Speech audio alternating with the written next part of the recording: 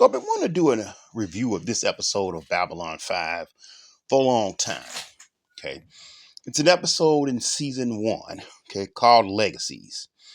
A Minbari war cruiser comes to Babylon 5 to display the body of a recently dead Minbari leader, while Ivanova and Talia battle for the fate of a young girl with newly discovered telepathic powers. So basically, the Minbari come to Babylon 5. They got this ritual where they have to go different places and display the body of like their well-known leaders.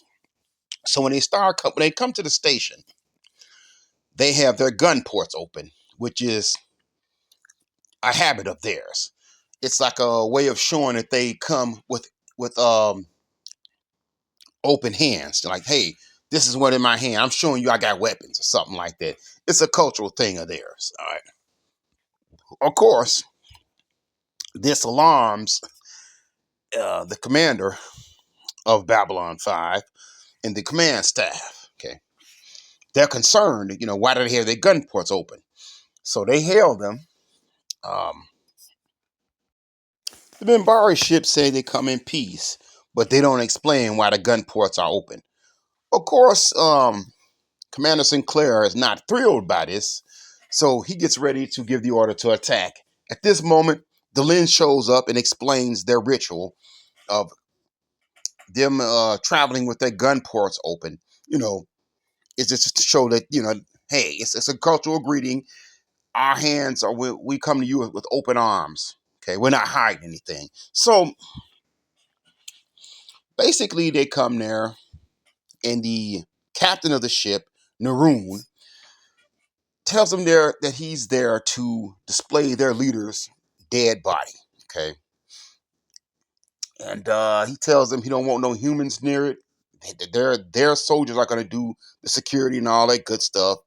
He makes a couple of snide comments to Sinclair. They go back and forth. They're not happy with Sinclair. He's not happy with them. So, the body ends up missing. It comes up missing. Okay. Naroon blames the humans. He tells Sinclair that he's going to tear that station apart, and they have a certain amount of time to find that body. Okay, this dead body. And that's what basically Garibaldi spends the whole episode doing. Now, that's the main story. There is an interesting little sub story going on with Ivanova and Talia Winters. There's a young girl, or a runaway or whatever, clearly a homeless little girl, Asian girl, and she has telepathic powers. And they sort of just like she's trying to steal from somebody, and basically her telepathic powers just explode, and she can't deal with it. Talia helps her. So basically, Talia and Ivanova spend the whole episode arguing about what's going to happen to this girl. Talia is the resident telepath from Psychor, and of course, Ivanova hates telepaths. She hates the Psychor. She hates all that stuff. So she doesn't want this girl to go with Psychor. So basically, they make an agreement that they're going to give her a chance. She can either go with Psychor, or she can talk to each of the alien ambassadors and see if she wants to go to their planet. Okay. So now, while that's going on, Garibaldi's tearing the station apart, trying to find his body. Um, Naroon keeps talking ever more and more crap. He actually gets into a fight with Sinclair. Okay. He actually breaks into his quarters, and they get into a fight, and Sinclair beats the dust off of him. He smacks this dude up. He tunes this guy up. You end up finding out that Delenn actually is the one who moved the body. Okay, she removed the body. Apparently, this Minbari leader started off in the religious caste, and he transferred over to the warrior caste when the war started to go fight. So he didn't want his body put on display like that. He didn't want his body becoming a monument to war. Okay, and Delenn took his body and cremated it. They know this because the young runaway girl, Elisa, reads Delenn's mind when she's talking to Lynn and trying to find out if she wants to go live with the Minbari. So that's how they know that Delenn removed the body. So basically, Delenn goes and smooths everything over with Naroon and just tells him, "Hey, look, dog, I removed the body. He didn't want dude didn't want his body put on display.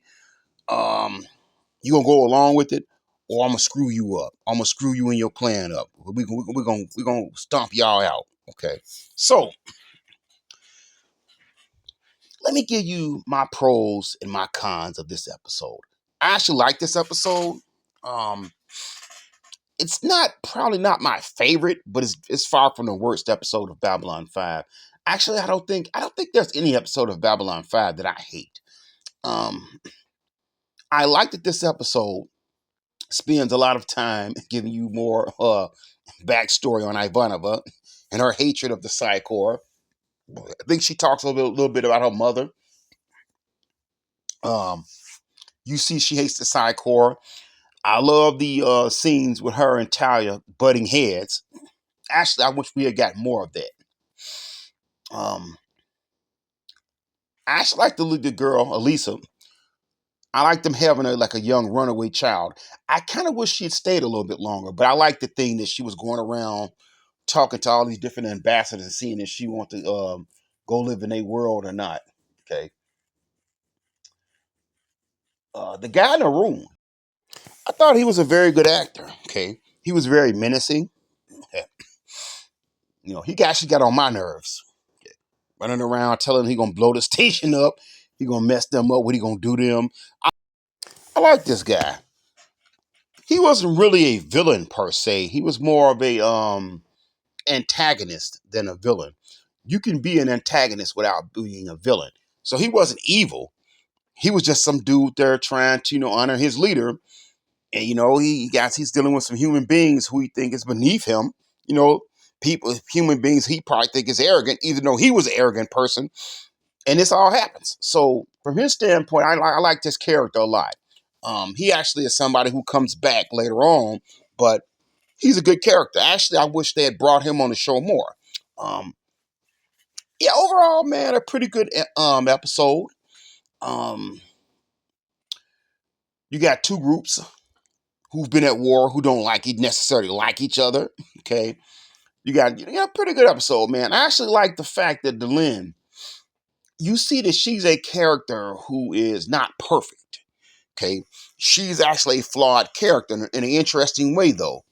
She's flawed in the sense that she will actually do things that are wrong for the right reasons. Okay, she thought she was honoring the wishes of her dead friend, so she was willing to do something that actually was wrong to help her dead friend. So I kind of like that. I like in Babylon 5, all the characters have some type of flaw. And Delenn's flaw sometimes is that she actually cares too much.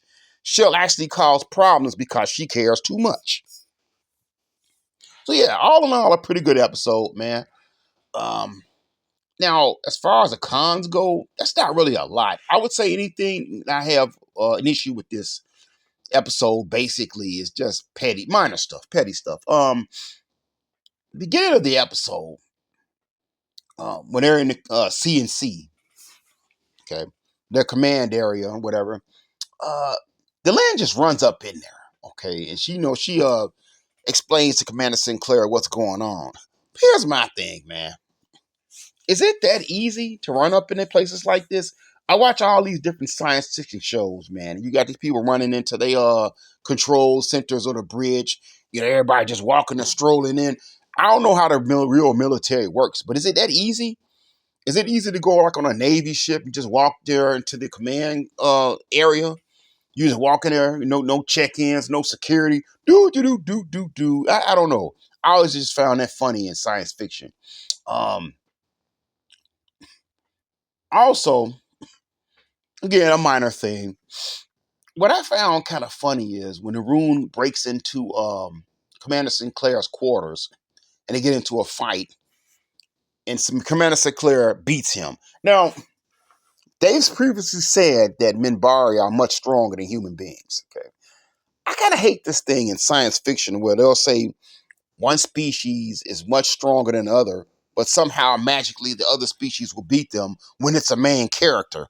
It's like you got all these different science fiction shows that always say that human beings are weaker than this other species, but hey, a main character has magical strength. They can always win. I actually would have liked it better if him and Naroon was fighting and Naroon clearly was beating him, and then Garibaldi stepped in or something like that. Now, also, Delenn. Delenn actually was very selfish in this episode because honestly, she's the one who really caused all the problems. In some ways, they made Naroon the villain, but honestly, was he really the villain? If you really think about it, this Minbari leader who was a member of the religious caste who transferred over to the warrior caste. Nobody made him do that. Nobody made him transfer over to the warrior caste. And at the end of the day, Naroon was actually just doing, just following their customs. Yeah, if you really think about that, man, he didn't go there with any intentions to start any problems at Babylon 5. He was just trying to honor his leader. Okay. And quite frankly, I hate to say it, thinking about it more and more over the years, the real villain in this episode is really Delenn. Yeah, she's really the villain in this episode if you think about it, because her selfish decision um almost got everybody killed. Okay, it could have got how many people on that station killed? It could have gotten that Minbari ship destroyed. Could have started a war, all because she wanted to be selfish. And I mean, let's look at it this way: this Minbari leader that she was trying to honor his wishes, his dying wishes or whatever. This dude's already dead.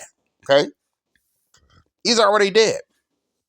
Nobody made him transfer from the religious caste to the warrior caste.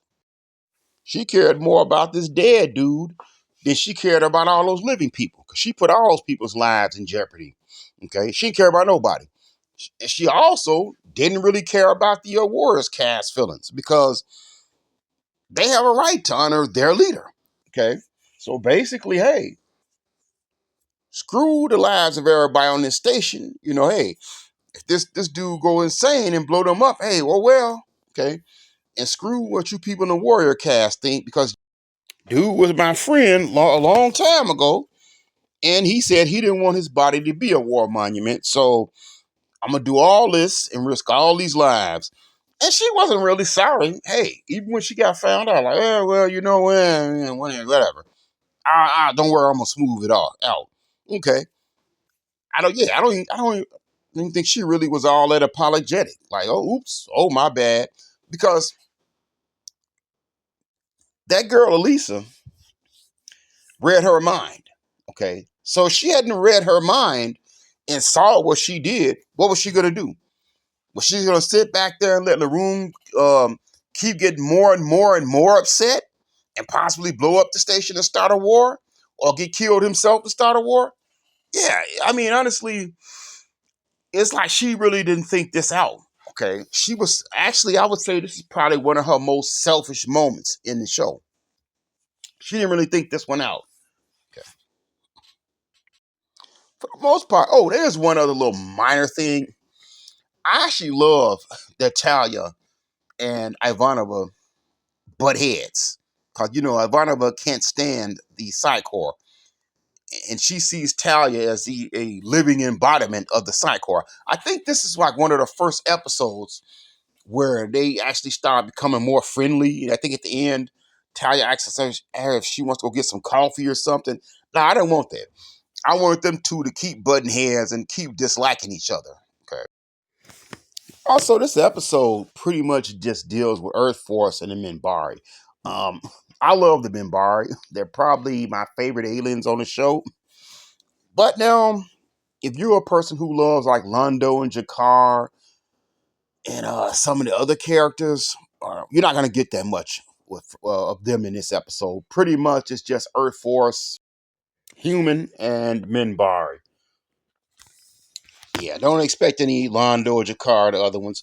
But all in all, man, this was a pretty good episode. I would say not my favorite episode, but far from my worst episode.